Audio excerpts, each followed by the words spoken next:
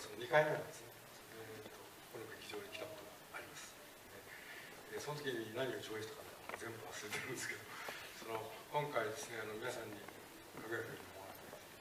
作品を見ていただけるのを大変幸せに思っています。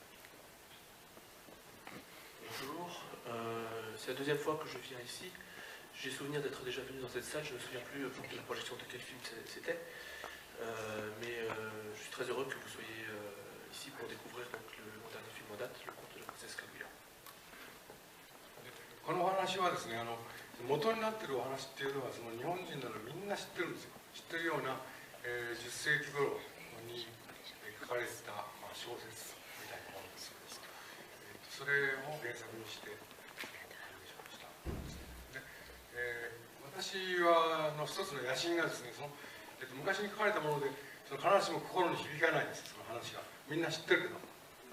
不思議な話ですけど、それがもうみんな今の観客の人にですね意味のある心に響く作品にできるんじゃないかということで努力をしました。その努力の過程を見ていただけると分かると思うんですけど、絵が変わってるということですね。それはスタッフも大変な非常になんていうか才能のある僕が組みたいと思った人たちと組むことができたので、その力が十分僕は発揮できたんじゃないかと思ってますので、楽しんでいただければありがたいと思います。Le film que vous allez voir est donc adapté d'un récit romanesque donc, très ancien qui date des alentours du Xe siècle au Japon. Et c'est un texte, un récit que tous les Japonais connaissent. C'est à la fois une histoire un petit peu fantastique, un peu déroutante, et donc qui reste dans les esprits, mais auquel les Japonais, je pense, ont du mal à s'attacher. Il y a un certain nombre d'aspects qui restent un petit peu opaques dans ce récit. Moi, il m'a semblé effectivement qu'il était possible de proposer une nouvelle lecture, un nouvel angle d'approche de ce texte ancien, qui fasse sens pour le public japonais d'aujourd'hui. Et c'est pour ça que je suis entré dans le travail d'adaptation, de réalisation de ce film. J'ai pu, pour se faire bénéficier, donc, de travailler avec les animateurs, les décorateurs, les gens, les collaborateurs donc, que je voulais absolument sur ce projet. Vous verrez que le dessin est un petit peu particulier, peut-être un petit peu curieux. Mais je crois que, personnellement, je crois très profondément qu'ils ont pu, les uns et les autres, effectivement, donner la pleine mesure de leur talent sur la partie graphique de ce film. J'espère qu'il vous plaira. Voilà.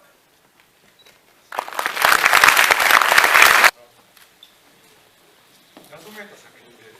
そういう点で面白いところと、それからもう一つは非常に滑稽なシーン、それは5人の飛行士の、それは魅力なんですよ。元の原作のね。ただ5人の飛行士がドタバタを演じて面白いんですけれど、しかしその根拠っていうかな、それが原作ではですね、影姫という別にその教養をつける間もなかったはずの女性がですね、中国から中国のことをよく知ってないと勉強して分からないようなことをですね、直接その5人のみんなにですね、これを持ってきてほしい、これを持ってきてほしい、これを持ってきてほしい、もし持ってきてくれるんだったらくれたらその人と私は結婚しましょうという話なんですよ。ですから、その、神秘的な不思議な竹から生まれて、月に帰ってしまうということと、それから滑稽な5人のドタバタ、その嘘をついているわけです。その2つが原作として魅力のあるものだったんです。Alors c'est un petit peu délicat à évoquer sans doute, mais deux choses je pense dans le texte de départ. Je vous ai dit avant la projection du film qu'il s'agissait d'un texte qui restait obscur à un certain nombre d'égards pour le lecteur japonais lui-même. Il y a donc ce personnage qui naît dans les bambous et qui s'en va dans la lutte, ça c'est effectivement sans doute l'un des attraits majeurs du récit, et l'autre c'est tout ce qui entoure l'intervention et les tentatives des 5 princes, des 5 prétendants. Dans le texte de départ, en fait, ce qui est très curieux, c'est que la jeune fille est celle qui désigne les différents objets improbables, donc qui sont a priori qui sont inconnus du public, sauf si on a vraiment mené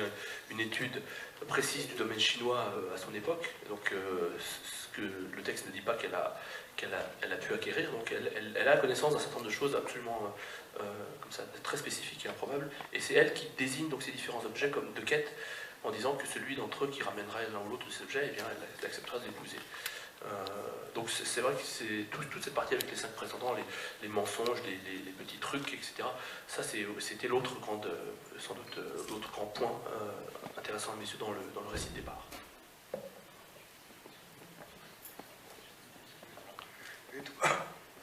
このその竹取物語という題名なんですが、それは日本で一番古い物語とか言われてるんですけど、それは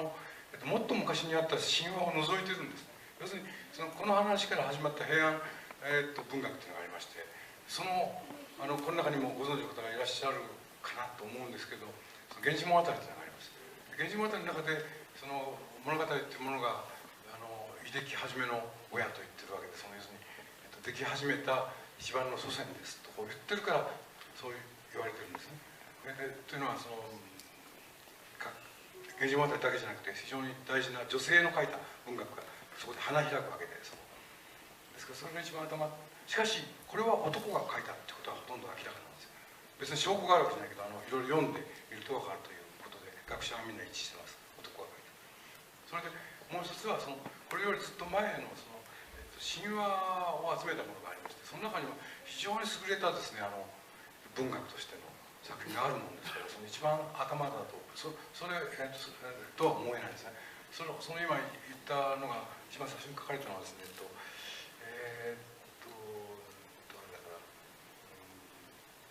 完成しているのは8世紀ですね。7時代だと思います。で非常に優れてて、しかもオルフェウスの伝説と非常に近いようなものもその中に含まれてますけど。Alors, un point de plus, certains d'entre vous peut-être ont connaissance de ces textes littéraires japonais. On dit de ce texte, donc, qui est traduit en français par le conte du coupeur de bambou, qui est en fait ce qu'on appelle un monogatari, c'est-à-dire un récit romanesque, que c'est l'ancêtre de toute cette littérature romanesque classique japonaise. Vous connaissez peut-être pour certains d'entre vous ce roman qui s'appelle en français Le Dit du Genji. Il y a toute une littérature de cours, une littérature donc, qui est vraiment déjà sous forme romanesque, ce sont déjà des textes de romans qui décrivent des personnages qui sont dénués qui s'éloignent bien sûr des récits mythiques. Et donc la plupart de ces récits de cours ont été écrits par des femmes, mais celui-ci donc on considère comme leur ancêtre, comme le premier d'entre eux, le premier de ces textes à s'être émancipé de dimension mythique ou mythologique, donc le conte du coupeur de bambou. On n'a pas de preuves formelles à cet égard, mais la plupart tous les scientifiques qui ont étudié le sujet sont d'accord pour y voir la plume d'un homme, c'est d'y voir un récit donc, composé par un homme. Et donc voilà, ça c'est donc le point de départ de cette littérature-là. Avant ça, les textes qui existent de manière antérieure, c'est ce qui nous ramène au 8e siècle, à l'époque de Nara, donc ce sont des récits qui sont des récits mythiques, mythologiques, dont certains épisodes peuvent rappeler par exemple le mythe d'Orphée et d'Eurydice, par exemple.